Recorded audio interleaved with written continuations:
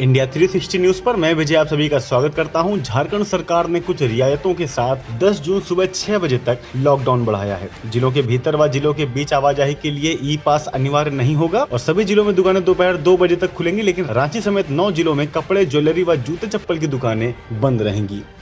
और कोविड-19 महामारी के बीच सीबीएसई द्वारा 12वीं की बोर्ड परीक्षाएं रद्द करने के बाद council for the Indian school certificate examination ने यानी CISE ने क्लास 12 की परीक्षाएं रद्द कर दी हैं। CSIC के चीफ एग्जीक्यूटिव ने कहा है कि एक वैकल्पिक योजना के जरिए कक्षा 12 के छात्रों का मूल्यांकन किया जाएगा, जिसका विवरण जल्द ही उपलब्ध किया जाएगा।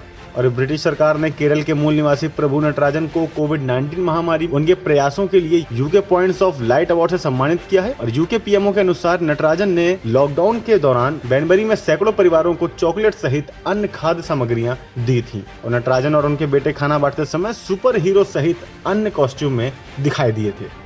और बाइक चलाते समय हेलमेट न लगाने पर उज्जैन के बीजेपी सांसद अनिल फिरोजिया का 250 रुपए का चालान कटा है। उज्जैन के यातायात थाना प्रभारी पवन कुमार के मुताबिक गलती का एहसास होने पर सांसद ने यातायात पुलिस के दफ्तर जाकर जुर्माना भरा है। और गौरतलब है कि सांसद के साथ बाइक पर राज्य के कैबिनेट मंत्री मोहन यादव भी सवार थे।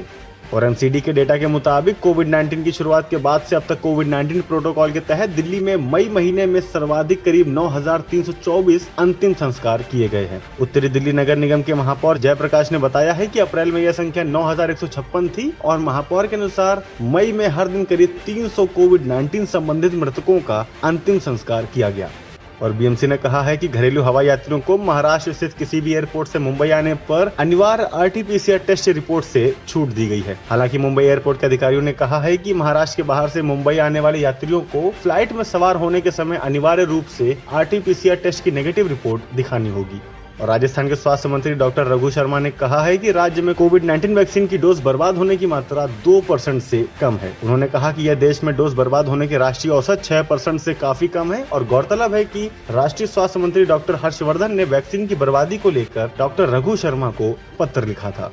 और WHO ने अपनी साप्ताहिक रिपोर्ट में कहा है कि सबसे पहले भारत में पहचाने गए कोविड-19 वेरिएंट B16172 का केवल एक स्ट्रेन चिंता का विषय बना हुआ है। और इसमें आगे यह भी कहा गया है कि B16171 को वेरिएंट ऑफ इंटरेस्ट के रूप में पुनर्वर्गीकृत किया गया है और नियमित रूप से उसकी निगरानी की जाएगी।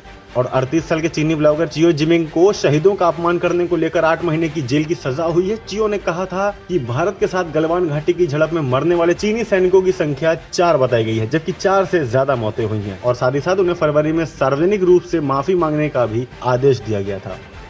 ICC और BCCI के बीच मंगलवार को हुई बैठक खत्म हो गई है। ICC ने मीटिंग में BCCI को T20 वर्ल्ड कप की तैयारियों की समीक्षा के लिए 28 जून तक का समय दिया है। तब तक अगर भारत में कोरोना के हालात नहीं सुधरे तो टूर्नामेंट को UAE में शिफ्ट कर दिया जाएगा। हालांकि इस दौरान होस्ट करने का अधिकार BCCI के पास रहेगा। बस मैदान UAE में रहेंगे। और T20 वर्ल्ड कप 18 अक्टूबर से शुरू हो सकता है और इससे पहले IPL 2021 सीजन के बाकी बचे 21 मैचों के भी आयोजन कराए जा सकते हैं। और यह मैच 18 या 19 सितंबर से 10 अक्टूबर के बीच में हो सकता है।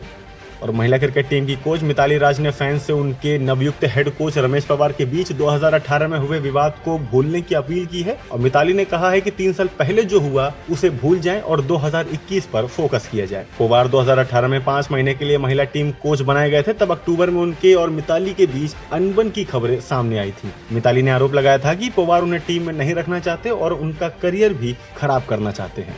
और यूपी में कोरोना वैक्सीनेशन को लेकर 2 तस्वीरें सामने आ रही हैं। एक और जहां गरीब वैक्सीन की एक डोज के लिए लंबी कतारों और स्लॉट की उपलब्धता को लेकर परेशान है, वहीं किसी के लिए जिला प्रशासन और नगर निगम VVIP व्यवस्था करा रहा है। ऐसा ही एक मामला कानपुर में सामने आया है, जिस देश में राष्ट्रपति रामनाथ कोविंद, प्रधानमंत्री नरेंद्र मोदी, मुख्यमंत्री योगी आदित्यनाथ जैसी बड़ी हस्तियों ने हॉस्पिटल जाकर प्रोटोकॉल के तहत कोरोना वैक्सीन लगवाई। वहीं कानपुर जिला प्रशासन और नगर निगम ने इंटरनेशनल क्रिकेटर कुलदीप यादव के वैक्सीनेशन के लिए VVIP इंतजाम किए हैं।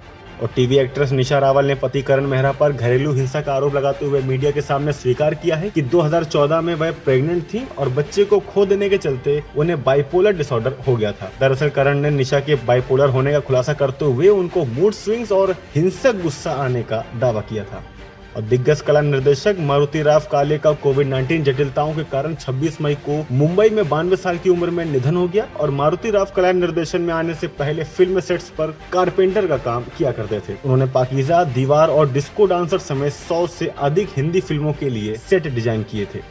और साथ ही साथ मौसम की खबर, देश के विभिन्न इलाकों में मानसून का समय लगभग करीब आ गया है। मौसम विभाग ने बुधवार के लिए अपने पूर्वानुमान में बताया कि दिल्ली एनसीआर में हल्की बारिश हो सकती है और आंशिक रूप से बादल छाए रहेंगे। साथ ही हिमाचल प्रदेश के भी कई जिलों में आंधी और बारिश की संभावना जताई है और मौसम विभाग के अनुसार राजस्थान, उत्तर प्रदेश, हरियाणा समेत कई राज्यों के विभिन्न हिस्सों में आज बारिश की पूरी संभावना है। इसके अलावा उत्तराखंड, चंडीगढ़, पश्चिम बंगाल और सिक्किम, उड़ीसा, कोंकण, गोवा, महाराष्ट्र और यनम, कर्नाटक, असम और मेघालय समेत कई जगहों पर भारी बारिश हो सकती है। आगे की अपडेट के लिए देखते रहिए इंडिया 360 न्यूज, खबर दिन भर की।